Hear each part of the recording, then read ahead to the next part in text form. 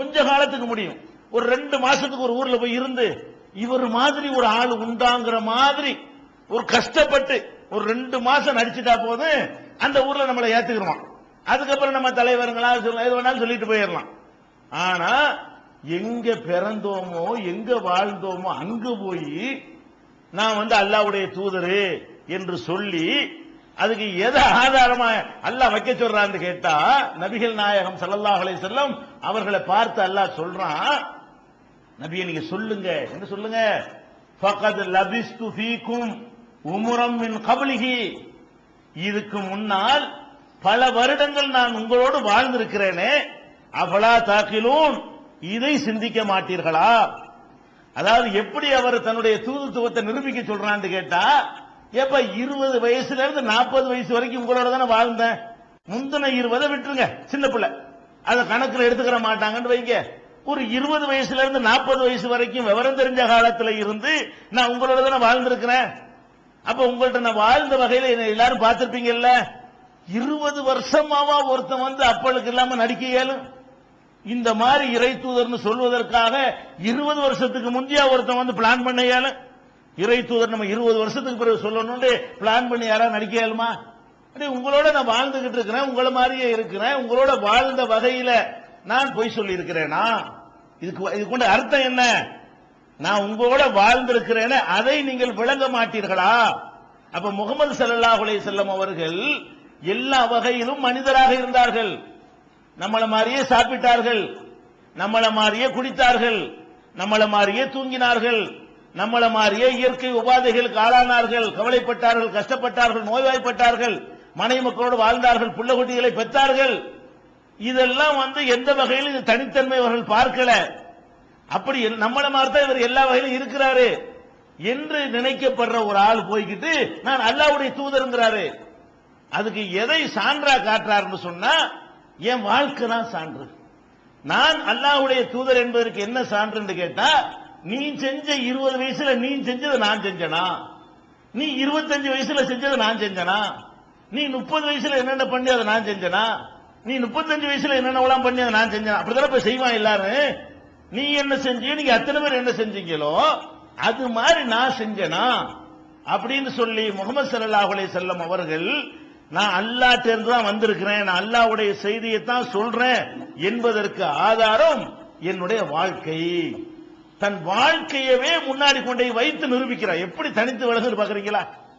நான் தான்ப்பா, நான் தூதர் என்பதற்கு நான் தான் ஆதாரம். நான் இறை தூதர் என்பதற்கு வேற யாரும் சாட்சி சொல்ல வேண்டாம். நான் இறை தூதர் என்பதற்கு என் கடந்த கால வாழ்க்கை ஆதாரம். எந்த அளவுக்கு ஆதாரம்?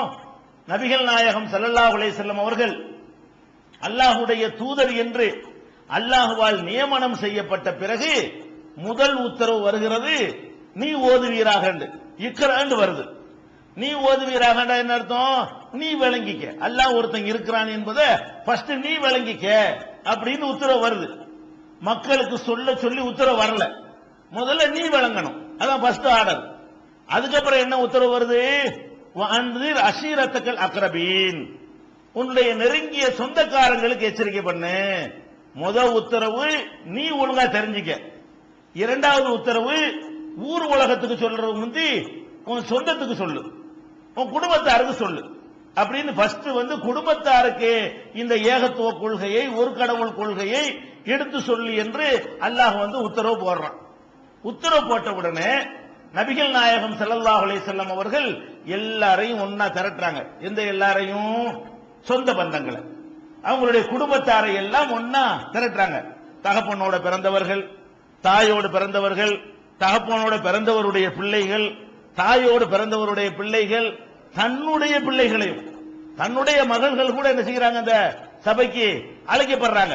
பாத்திமா ரலியல்லாஹு அன்ஹா உள்பட எல்லாரும் அங்க ஆஜராகி விடுகிறார்கள். எல்லாரையும் அழைத்து வைத்துக் கொண்டு நபிகள் நாயகம் ஸல்லல்லாஹு அலைஹி வஸல்லம் அவர்கள், நான் இறை தூதராயிருக்கிறேன், இறைவனிடமிருந்து எனக்கு செய்தி வருகிறது அப்படின்ற ஒரு மெசேஜை சொல்வதற்கு முன்னாடி அந்த மக்கள்கிட்ட ஒரு நற்சான்று வாங்குறாங்க. இந்த செய்தியை சொல்ல முந்தி ஒரு நற்சான்று, என்ன சான்று கேட்கிறாங்க?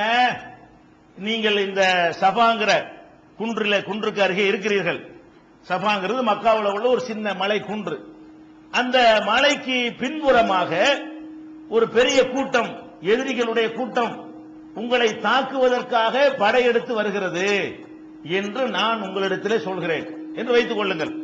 ரசூல் ஸல்லல்லாஹு அலைஹி வஸல்லம் சொல்றாங்க, சொந்தக்காரங்க அப்படி கூட்டி வச்சுக்கிட்டு சொல்றாங்க, இந்த மலைக்கு பின்புறமாக உங்களுடைய எதிரிகள் உங்களை தாக்குவதற்காக வந்து கொண்டு இருக்கிறார்கள் என்று நான் சொன்னால், நீங்க போய் அதை செக் பண்ணாம நெசமா வர்றாங்களா என்று மலையில ஏறி பார்த்து உறுதி செய்யாமல் என் சொல்லை மட்டும் வைத்து நீங்கள் நம்புவீர்களா என்று கேட்கிறாங்க. எப்படி கேட்கிறாங்க?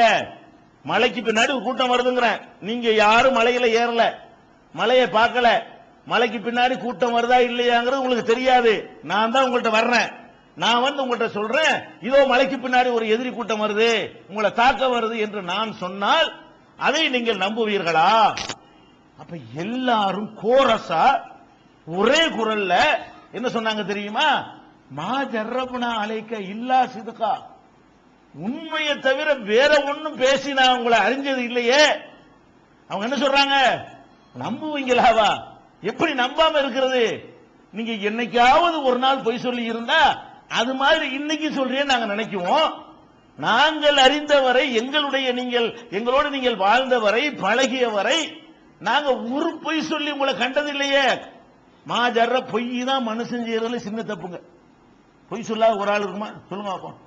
எல்லாரும் பொய் சொல்றோம். அடுத்தவனை பாதிக்கிற அளவுக்கு சொல்லாதவர்கள் கூட விளையாட்டு போக்கில் பொய் சொல்லக்கூடியவர்கள் நிறைய இருக்கத்தான் செய்கிறோம். ஒரு பொய்யும் சொல்லாம ஒரு மனுஷனால வாழ இயலுமா? எவனாலே முடியாது. அதாவது ஒரு நாளைக்கு பொய் சொல்லாம இருக்கலாம், நமக்கு ஒரு நாளைக்கு கூட முடியாது. பரிச்சு வச்சு பாருங்க, நாளைக்கு பூரா எந்த பொய் சொல்வது இல்ல, அதுல தேர்வோமான தேர முடியாது. ஆனால் ஒரு மனிதர் 40 வருஷ காலம், 40 வருஷத்துல 15 20 வருஷம் கழிச்சுட்டா கூட 20 வருஷ காலம் ஒரு பொய் சொல்லி நாங்க பார்க்கலையே என்று அந்த சமுதாயம் நற்சான்று வழங்குகிறது என்று சொன்னால், நபிகள் நாயகம் ஸல்லல்லாஹு அலைஹி வஸல்லம் அவர்கள் அல்லாஹ்வுடைய தூதர் என்பதை எப்படி நிரூபிக்கிறாங்க? அல்லாஹ் எப்படி நிரூபிக்கிறான்? அவருடைய தனித்தன்மையை காட்டி அவருடைய தூய்மையை அல்லாஹ் என்ன செய்யறான்?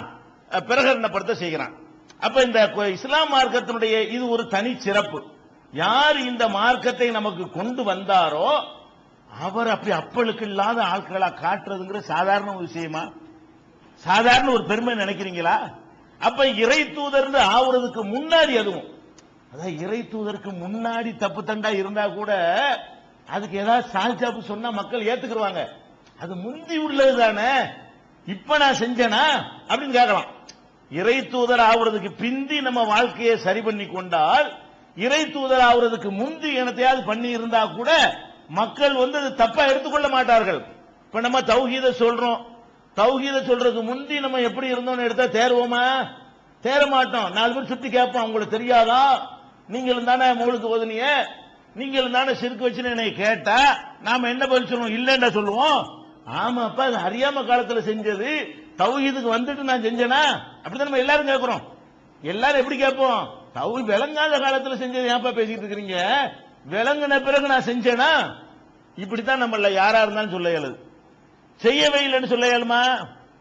ஒரு ஆளுக்கு சொல்ல முடியுமா? இந்த மனிதரை வைத்தால என்ன சொல்றான்னு கேட்டா எப்படி சொல்றான்? மஹா ஜர்ரப்னா அலைக்க இல்லா சிதுகா, உங்களிடத்திலே உண்மையை தவிர வேற உன்னையும் நாங்க பார்த்தது இல்லையே. அதனாலதான் பட்டமே கொடுத்தான், சாதிக்குன்னு பட்டம் கொடுத்தான். யாரு? அந்த சமுதாயமே நபிகள் நாயகம் ஸல்லல்லாஹு அலைஹி வஸல்லம் கொடுத்த பேர் என்ன? உண்மையாளர், நம்பிக்கையாளர். இவர் எத்தனை கோடிக்கு நம்பலாம், இவர் மோசடி செய்ய மாட்டார், இவர் எந்த கட்டத்திலையும் உயிரே போனாலும் பொய் சொல்ல மாட்டார், அப்படிங்கிற மாதிரியான ஒரு பேரை எடுத்து மக்கள்கிட்ட கொண்டு என்ன செய்யறாங்க? நபிகள் நாயகம் ஸல்லல்லாஹு அலைஹி வஸல்லம் உடைய தூய்மையை நிரூபிக்கிறான். அது கூட பாருங்க, அல்லாஹ்